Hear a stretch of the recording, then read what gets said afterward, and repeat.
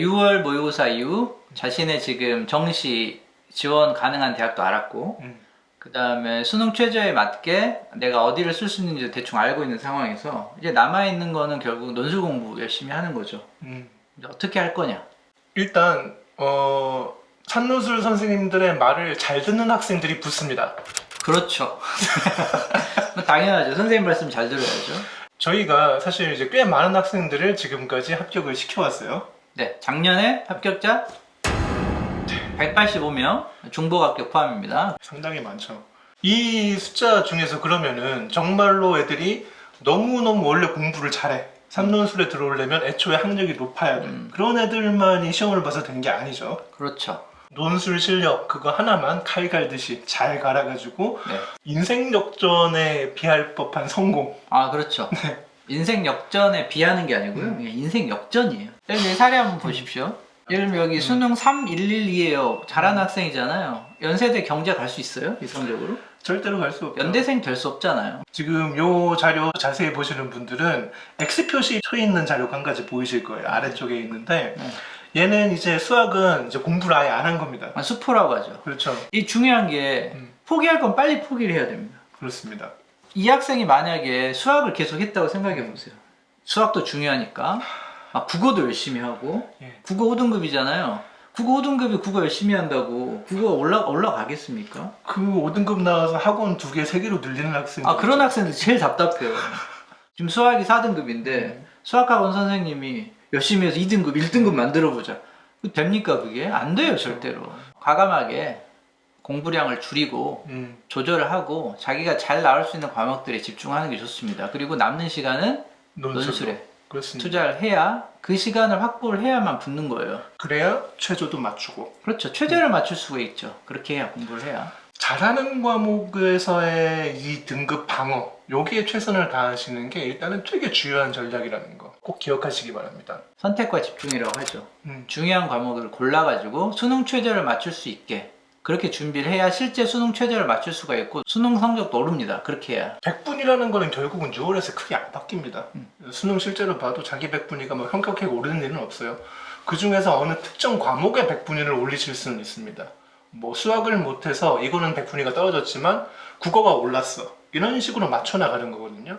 그래서 결과적으로는 똑같은 100분이지만 수능 최저를 맞출 수 있게 공부를 하셔야죠. 자, 그러면 이제 수능 최저를 맞추면 논술을 합격할 수 있냐? 그러니까 열심히 수능 최저를 맞췄어도 논술고사를 못 보면 말짱황 아닙니까? 논술 공부를 열심히 하셔야 됩니다. 이 논술 공부를 열심히 해야 한다는 말을 이제 산논술 학생들은 금방 이해를 합니다. 그렇죠. 그런데 이거 보고 계신 학부모님들이나 혹은 산논술 시스템에서 잘 모르는 분들 같은 경우는 논술을 공부하는 거야? 라는 생각도 사실은 많이들 하고 계시죠. 요새 이제 보면은 다른 학원 다니다가 우리 학원으로 오는 학생들 있잖아요. 학생들한테 물어봐요. 논술 공부는 어떻게 했어요 지금까지? 숙제는 어떻게 했어요? 그러면 정말 놀랍게도 숙제가 없어요. 논술 과목에서 숙제란 국어하고 영어 수학 과목에서 숙제하고 다릅니다. 아, 완전히 다르죠. 왜냐하면 국영수 과목의 숙제는 정답지가 객관식이잖아요. 학생들한테 답지 주면 돼요. 채점 해보라고. 틀린 문제 다시 풀라고 하면 되죠. 논술은 과제를 하나 내주면 그걸 그렇죠. 다 읽어봐야 됩니다. 그러니까 하루 일과가 학생 답안 읽는 거에서 시작해서 읽는 걸로 끝나야 돼요. 근데 그게 없다면 정말 행복하겠죠. 그렇죠. 그런 선생님들 되게 부럽더라고요. 이제 강의만 띡 하고 네.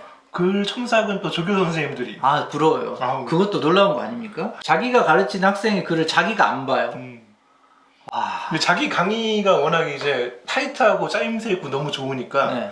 이것만 들으면 모든 학생들이 수강생 모든 학생들이 머릿속에 그게 입력이 돼서 훌륭한 글이 쭉 무조건 나온다. 시험장에 가면 네. 이라는 아마 구조인 것 같아요. 저희는 그렇게 할 수가 없어요. 왜냐하면 그렇게 해서 못 붙인다고 생각해요. 그렇죠. 만약에 그런 식으로 수업을 했을 때 학생이 붙으려면 원래 잘하는 얘기죠. 그렇죠. 원래 학력도 높아야 되고 네. 글에 대한 소양도 원래 있어야 네. 되고 스스로 자기주도적으로 뭐가 부족한지를 찾을 수도 있어야 되고 그걸 자기가 스스로 고칠 수도 있어야 되고 네.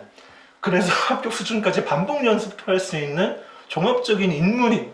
그렇죠. 이 아닌가. 원래 잘하는 애들은 그렇게 하겠죠. 그러니까 제가 제일 싫어하는 말이 뭐냐면요. 논술은 학원에서 끝내라라는 소리예요. 그거는 정말로 무책임한 소리입니다. 어떻게 어떤 사람이 다른 사람의 글을 바꾸는데 생각하는 방식을 바꾸는데 일주일에 한 번 학원에 와가지고 강사의 강의를 들으면 생각이 바뀌고 문장이 바뀌어요? 불가능한 일이에요. 그래서 저희가 힘들지만 과제를 내주고 그 과제를 잡고 지지고 볶고 하는 겁니다. 학생들하고 여기 고쳐라, 이 문장은 이렇게 써야 된다. 이제 들으시는 분들이 너무 우는 소리 하는 거 아니야? 라고 생각하실 수도 있는데, 자, 이거 보세요. 저희가 하는 일들이 뭔지를 들어보시면 깜짝 놀라실 겁니다. 일단 당장 매주차 이제 진행되는 주간 모의고사 다시 쓰기 과제가 나가고요. 네. 그 다음에 각 학생들이 목표로 하는 대학 맞춤형 대학별 과제가 나가고요. 네.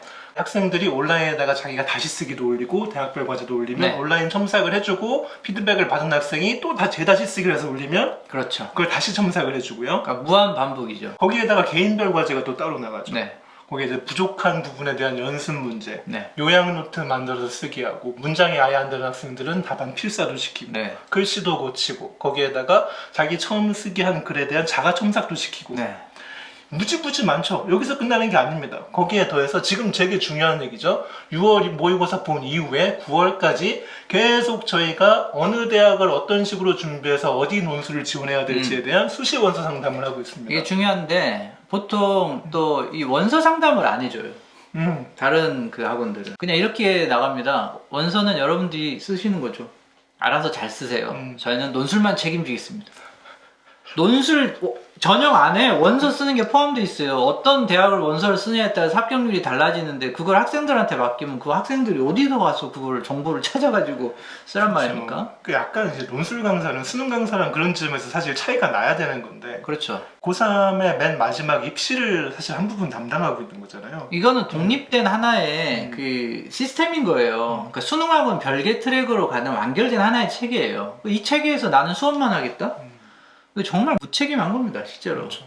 그래서 보면은 저희 학원에서 강사하고 지지고 볶고 해가지고 원서를 쓴 결과하고 수능 성적대 비슷해요. 근데 다른 데서 이제 들으면 어떻게 드냐면 막 심리학과, 언론 홍보학과, 미디어 커뮤니케이션 학과. 그 대학에서 제일 높은 학과들만 써요. 경쟁률 70대 1, 80대 1. 거기 다 떨어지고. 아니, 왜 원서를 그렇게 마음대로 쓰게 놔두냐는 거죠. 학생들의 욕망에 따라서 그렇게 쓰게 만들면 정말 이상한 원서를 쓰게 됩니다. 연세대 쓰고 한양대 쓰고. 말하자면 어떤 의미에서는 입시를 한탕이라고 생각하시는 것 같아요. 이게 그렇죠. 로또라고 보는 거죠. 한번 해가지고 도전해서 붙으면 뭐 좋다 이런 식으로 생각하는데, 사실 입시도 학생의 긴 인생의 한 과정입니다. 그럼요. 그래서 이번에 최선의 선택을 어떻게 했느냐가 그 다음 단계에 더 좋은 선택을 하는데 도움이 되는 거거든요. 그렇죠. 이제 이런 입장으로 좀 접근을 해서 자세하게 저희는 최대한 학생이 합격 확률이 높은 학과, 또 지원했을 때 현실성 있는 학과 네.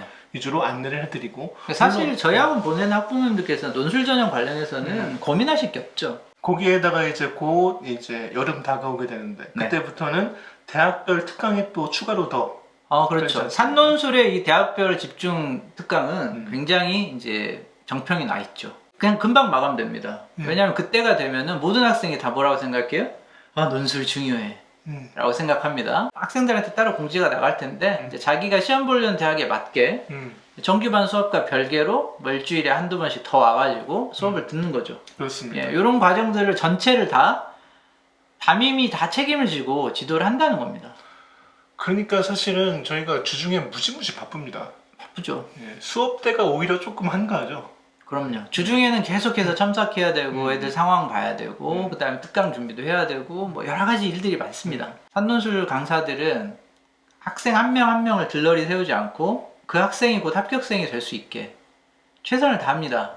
문제는 학생들이 안 한다는 거죠. 그렇습니다. 저희가 이렇게 하려고 시스템을 만들어놔도 네. 결국은 이제 이쪽에서 다가와 줘야 돼요. 네. 저희가 주는 것을 받아 먹고 이대로 따라와 주기만 하면 그때부터 이제 좋은 일이 일어나는데, 네. 열심히 노력을 안 하는 학생들, 고민이 많은 학생들, 방황하는 학생들 이제 늘어납니다. 단순하거든요. 시킨 거 하고 수능 최저 맞춰서 자기가 목표하는 대학 시험 문제 열심히 풀어보고 준비를 하면 되든 안 되든 입시 후회는 없겠죠. 그런데 뭐 학생부 전형은 어떻게 할까요? 뭐 논술은 또 어디를 써야 되나요? 제가 수능 성적이 좀 오를 수 있을 것 같은데 좀 더 높은 대학을 쓰면 안 될까? 이런 온갖 뭐 가능은 하지만 좀 잡다한 고민들. 그리고 선생님들이 충분히 가이드를 해줬는데도 말을 잘 안 듣고 자기 마음대로 하려고 하고 욕심이 많고 그렇죠. 고집이 세고 이런 학생들은 뭐 어쩔 수 없죠. 안 되는 겁니다.